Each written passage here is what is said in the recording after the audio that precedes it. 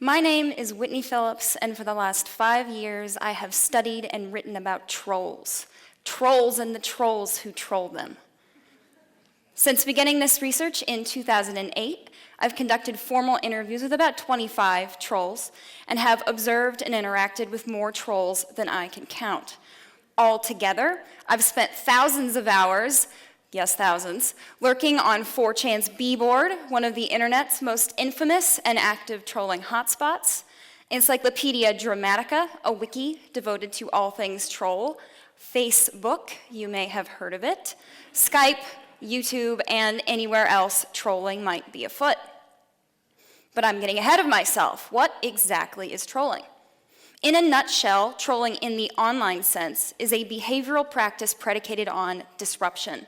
It can take many forms, from harmless pranks all the way to behaviors that meet the legal definition of harassment. Although trolling in the online context is several decades old and carries with it a great deal of historical baggage, I've restricted my research focus to subcultural trolling, which coalesced on and around 4chan's B-board in the early mid-2000s. Trolls of the subcultural ilk self-identify as such, partake of a highly stylized and often outrageously offensive aesthetic and vernacular. This is one of the rare G-rated examples. And trade in what the trolls call lulls, a particular sort of antagonistic laughter indicating that the troll's target has responded with a strong negative emotion like anger, frustration, or shock. These are all troll-made images, and in addition to illustrating the troll's, let's say, colorful aesthetic, highlight the troll's preoccupation with emotional disturbance, what the trolls refer to as butt hurt. Another common feature of subcultural trolling is the troll's insistence on anonymity. As a consequence, the precise demographics of this group can be very difficult to establish. That said, I have every indication that the vast majority of subcultural trolls are male, between the ages of 18 and 34-ish, predominantly white, and predominantly English-speaking. For a fun demographic brain teaser, consider this troll-made image, designed by a troll to troll the trolling demographic, essentially making it the inception of trolling. Over the years, I've encountered a number of difficult questions about my research. One of the most persistent and persistently challenging is the question, why study trolls? There are a few unstated assumptions embedded in this question. The first assumption is the idea that trolls are culturally insignificant and are therefore undeserving of academic attention. In response to this assumption, I point to the perhaps surprising cultural ubiquity of trolling. After all, even internet users who don't think they know much about trolling have likely encountered a whole host of behaviors and content created, or at the very least amplified, by trolling subculture. For example, lolcats, which feature images of cute animals captioned with playful misspellings. Rickrolling, in which individuals are unwittingly redirected to a clip of Rick Astley's Never Gonna Give You Up. The nebulous hacker collective known as Anonymous. Anonymous's iconic Guy Fawkes mask, the list goes on. All have ties, and often direct ties, to trolling subculture, making discussions of trolling immediately relevant to discussions of pop culture. A second and much more complicated assumption embedded in the question, why study trolls, is this idea that trolls' behaviors are too offensive and incendiary to warrant much more than simple condemnation. It's not hard to see how someone might draw that conclusion. Trolls frequently target vulnerable populations, revel in racist, sexist, and generally hateful language, and derive amusement from the infliction of emotional distress. What else is there to say other than they're bad guys? The remainder of this talk will focus specifically on this assumption, and in the process of explaining why trolls' behaviors warrant so much more than simple condemnation, we'll make a case for the cultural significance of villains, scoundrels, and rule breakers more broadly understood. First, I'd like to share a few thoughts on transgression, of which trolls are particularly fond. Typically, these behaviors are framed in negative or otherwise destructive terms. So the ways in which transgression tears down existing social structures or challenges our sense of propriety. It makes sense to talk about transgression in these terms because that's exactly what it does. What transgression also does, and which is more frequently overlooked, is provide a window onto the norm, at least what passes as the norm within a particular culture or community. The idea that transgression sheds light on the larger culture harkens to anthropologist Mary Douglas's seminal study of culturally specific taboo, particularly those centering on notions of dirt and dirtiness. For Douglas, dirt, or matter out of place, is only intelligible in the context of existing systems of cleanliness. Put simply, you can't really think of something as being dirty if you don't already have a basic sense of what qualifies as clean. Similarly, cultural aberration is only intelligible in the context of existing social systems. By analyzing that which is regarded as transgressive, then, one is able to reconstruct the cultural value systems out of which the behaviors emerge and against which the behaviors transgress. Distilled down, this idea can be understood thus. Figure out who and what freaks a particular group out, and you are on your way towards understanding what makes that group tick. But that's not all we can learn from transgression. In addition to calling attention to where particular communities draw the line between good and bad, clean and dirty, acceptable and taboo, transgression can help complicate these same borders, and in the process can complicate the clear-cut picture communities often have of themselves.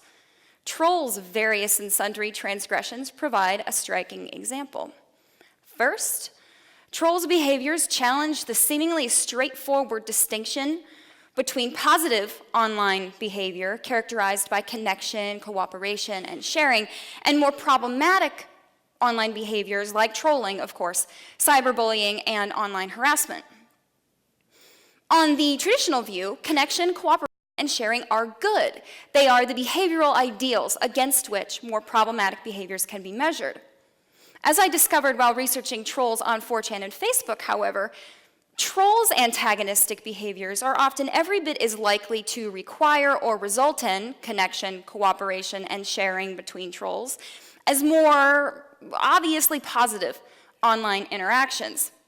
Conversely, non-trolling populations can be every bit as tumultuous as trolling populations, sometimes even more so. After all, for there to be an in-group, there has to be an out-group. And what might strike members of the in-group as being perfectly sociable can be explicitly antagonistic or at the very least alienating to members of the out-group, which is true whether community members are trolls, bakers, pizza makers, gardeners, or any other affinity group with which a person might identify. So, while trolls are undoubtedly masters of disruption and antagonism online, they are hardly the only guilty parties. Non-trolls can be every bit as bad, all while engaging in behaviors that are widely regarded as good and which are just as common in trolling circles. Second, trolls call attention to the thin and frequently fuzzy line between normal and unacceptable engagement with personal tragedy. First, the normal side of the equation. In the United States, it is normal for news outlets to sensationalize the human interest details of a particular crime or tragedy. It is normal to stir up controversy in order to court the strongest audience response possible. It is normal for news outlets to benefit financially from the resulting audience distress and from further tragedy. That's just business. However, when trolls engage in similar or identical behaviors designed to exploit and sensationalize tragedy for personal gain, they are condemned, most vocally by sensationalist media, as being callous, cruel, and sociopathic. That trolls' more extreme behaviors can be likened to routine corporate engagement does not and should not mitigate the emotional impact of the troll's behaviors. It does, however, call into question the line that's posited between those who transgress online and those who profit from eerily similar behaviors. Finally, trolls' actions, particularly their most incendiary actions, enact a grotesque pantomime of accepted and at times outright celebrated cultural tropes.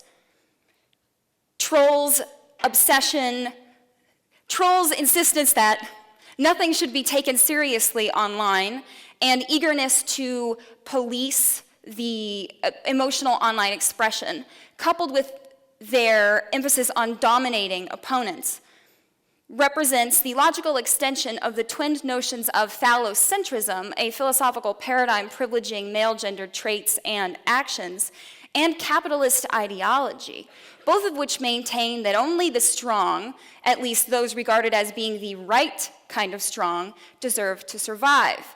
Trolls may take these logics to their most extreme conclusions, but at a very basic level, trolls' behaviors are born of and fueled by impulses that can only be described as culturally sanctioned, raising the question, exactly what are people criticizing when they criticize trolls?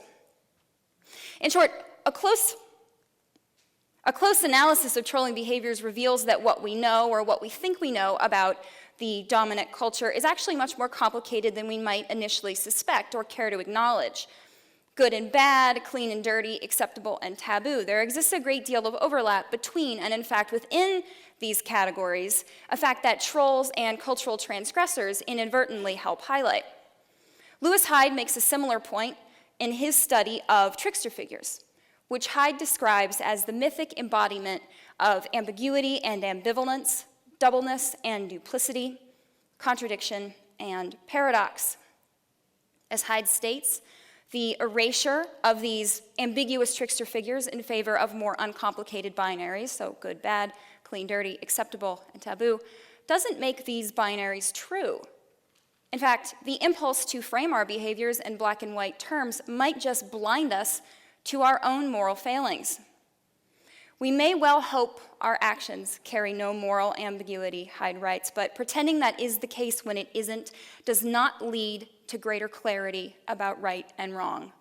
It more likely leads to unconscious cruelty masked as inflated righteousness.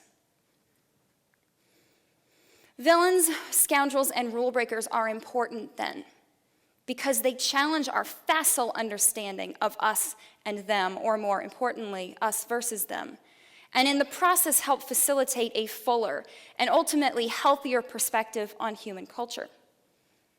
These insights might not be pleasant, but knowing what distortions are reflected in the funhouse mirror is far preferable to erroneously attributing to some nebulous them all the troubles in the world while we conveniently exist beyond rebuke.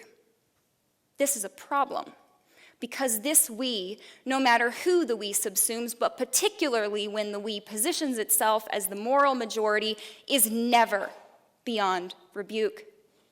In fact, we might just be the source of the problem. This is the indirect lesson of villainy. Thank you.